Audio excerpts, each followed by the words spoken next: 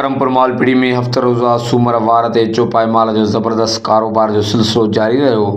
Karampur cadet college वारे इलाइक़े main road भरिसां हर सूमर ॾींहुं सुबुह जो लॻंदड़ ڪرمپور मालपीड़ी इलाइक़े में हिकु नई तारीख़ रक़म करे रही आहे। ڪرمپور टाउन कमेटी जे टाउन चेयरमैन पारां क़ाइमु कयल ڪرمپور मालपीड़ी मालवंदन ऐं माल वापारियुनि लाइ हिकु कारोबारी तोहफ़ो सम्झो वञे थो।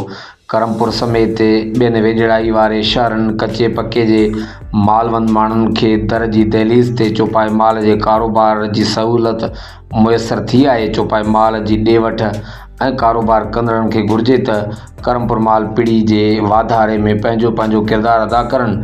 ڪرمپور मालपीड़ी जे हर वार ते सिक्योरिटी जा बहितर इंतज़ाम पिणु थियल हूंदा आहिनि।